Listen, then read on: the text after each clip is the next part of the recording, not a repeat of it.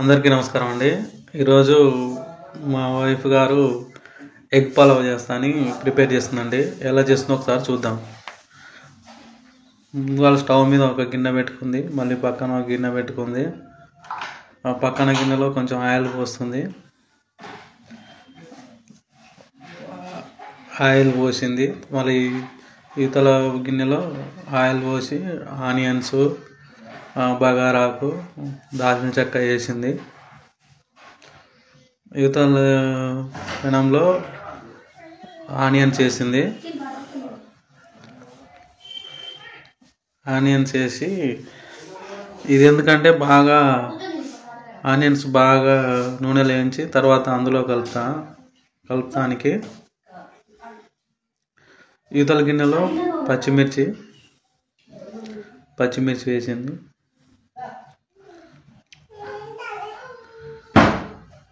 పచ్చిమిర్చి వేసినాక గడ్డతోని కలపాలి, కాసేపు అలాగే కలపాలి.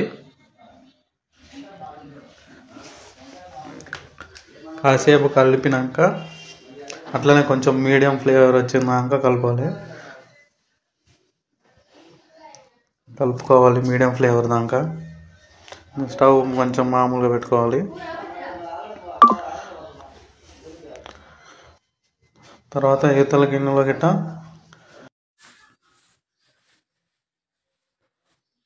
బాగా కలుపుకోవాలి. ఆనియన్స్ బాగా కలుపుకోవాలి.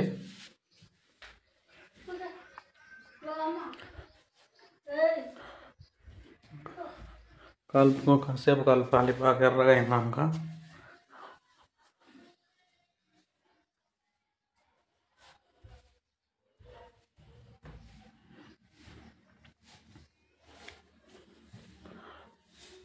అట్లే కలపకుండా ఉండటం మాడిపోతాయి. మళ్ళీ ఇందులో ఒకసారి కలుపుకోవాలి. పచ్చిమిర్చి వేసుకున్నాక ఒకసారి కలపాలి.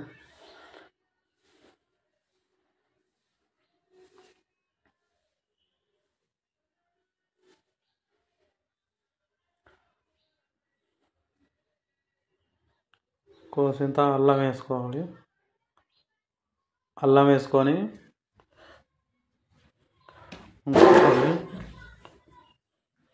కొంచెం కలుపుకోవాలి. అల్లం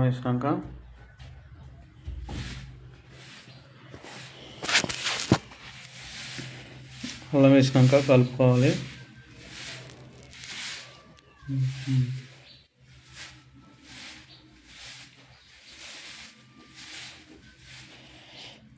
బాగా ఎర్రగా అయినాక కలుపుకోవాలి. దాంట్లో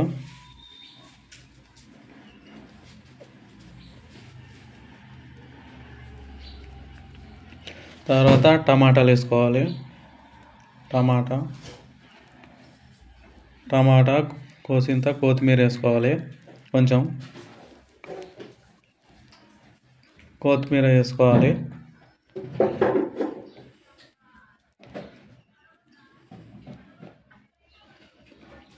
కొత్తిమీర వేసుకొని మళ్ళీ ఇంత ఉప్పు వేసుకోవాలి. ఉప్పు పైన వేసుకోవాలి. ఇంత పసుపు వేసుకోవాలి. కొంచెంత దాని సరిపడా పసుపు వేసుకొని బాగా కలుపుకోవాలి.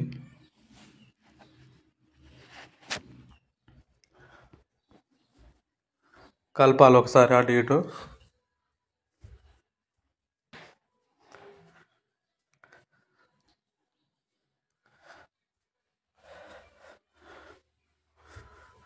అప్పుడెప్పుడో చేసింది, మళ్ళీ ఇన్ని రోజులకు ఇప్పుడు చేస్తుంది. మళ్ళీ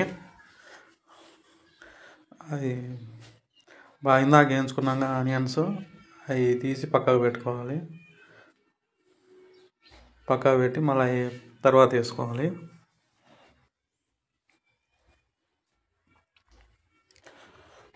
కాసేపు మూత పెట్టుకోవాలి. దాని మీద మూత పెట్టుకొని మళ్ళీ తర్వాత కొంతసేపు అయినాక మళ్ళీ తీసి కలుపుకోవాలి.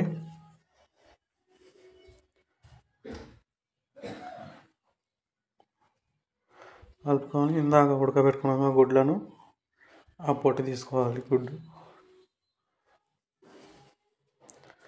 గుడ్లను పొట్టు తీసుకొని పక్కకు పెట్టుకోవాలి.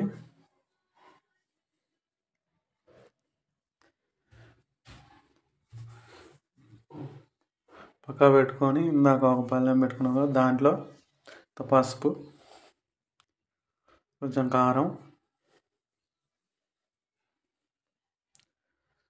కారం వేసుకోవాలి. వేసుకొని అటు ఇటు అనాలి బాగా కలిసినాక నూనెలో. కలిసినాక అనుకొని తర్వాత ఇందాక పొట్టు తీసుకున్నాక కోడిగుడ్డు అందులో వేయాలి. అందులో వేసి అటు ఇటు బాగా అనాలి, దానికి పట్టిందాక అనాలి. ఆ పసుపు కారం ఆ కోడిగుడ్లో పట్టిందాక అనాలి. కాసేపు పొయ్యి మీద పెట్టాలి. మళ్ళీ ఇది కలుపుకోవాలి. ఎందుకంటే ఉప్పు వాటి మీద వేస్తే అది తొందరగా ఉడుకుతాయి అన్నమాట.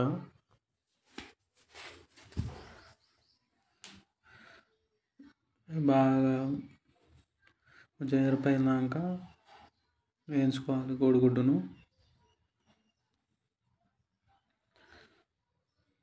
తర్వాత కొంచెం మసాలా వేసుకోవాలి. దాంట్లో మసాలా పౌడర్ వేసుకోవాలి. దానికి సరిపడా అయితే 1/2 kg బియ్యం తీసుకుంది. 1/2 kg బియ్యానికి సరిపడా చేస్తుంది అనమాట. ఇప్పుడు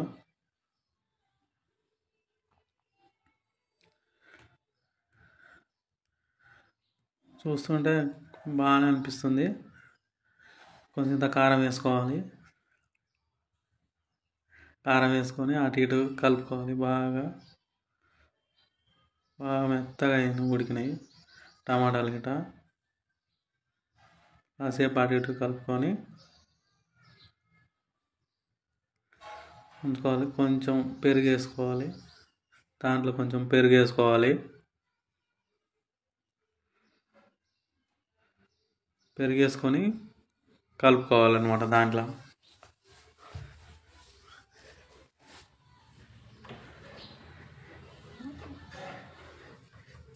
కలుపుకోవాలి. పెరుగు వేసుకొని బాగా గుజ్జుగా అయింది. దాంట్లో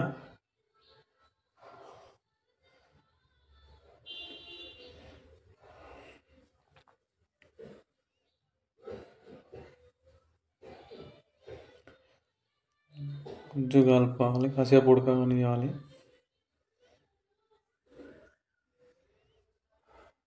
మళ్ళీ కాసేపు మూత పెట్టుకోవాలి. మూత పెట్టుకున్నాక తర్వాత కొద్దిగా అయినాక ఎసరు పోసుకోవాలి. మనం ఇందాక బియ్యం చూసుకున్నాం కదా, దానికి సరిపోని ఎసరు పోసుకోవాలి.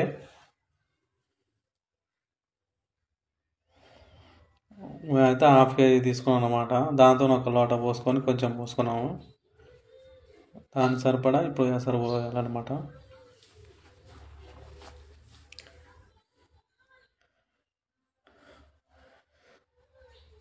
అది చూస్తుంటేనే ఎప్పుడెప్పుడు తినాలనిపిస్తుంది నాకైతే.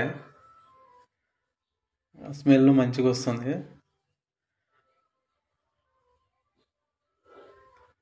కాసేపు కలుపుకోవాలి అటు ఇటుగా. మూత పెట్టుకున్నాం కదా, మూత మళ్ళీ తీసి ఎసరు బాగా ఆగినాక అందులో నానబెట్టుకున్న బియ్యం వేసుకోవాలి.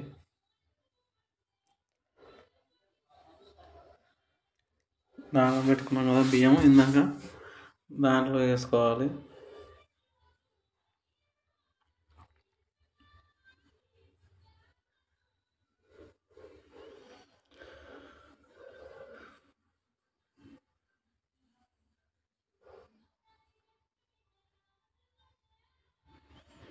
ఒకసారి కలుపుకోవాలి.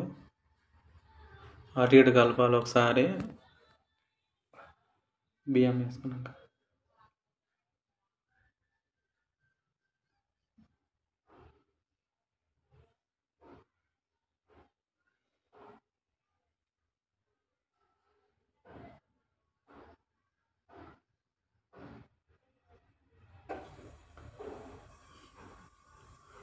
కొంచెం ఉప్పు వేసుకోవాలి. దాంట్లో కొంచెం మామూలుగా లైట్గా వేసుకోవాలి ఉప్పు. తర్వాత ఒకసారి కలుపుకోవాలి.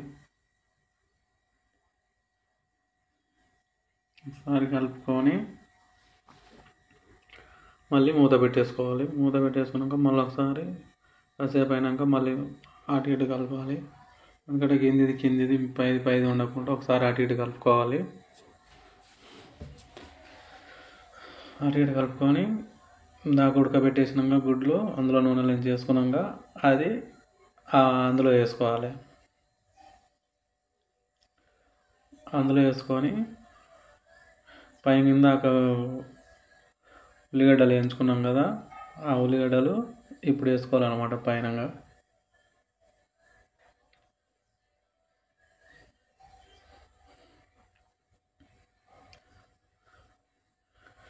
తర్వాత కొంచెం కొత్తిమీర పుదీనా వేసుకోవాలి పైన.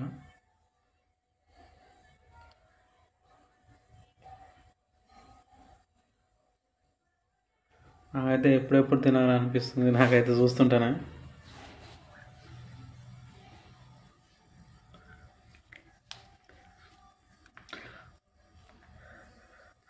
తర్వాత కొంచెం నెయ్యి పోసుకోవాలి దాని విధంగా. కొంచెం పోసుకోవాలి నెయ్యి పైన.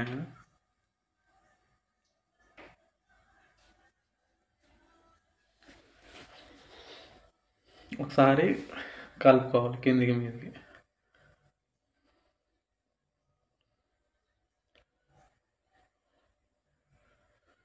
ఒకసారి కలుపుకొని మళ్ళీ అంతా సమానంగా అనుకొని కోడిగుడ్లు పైకి వచ్చేటట్టు చూసుకొని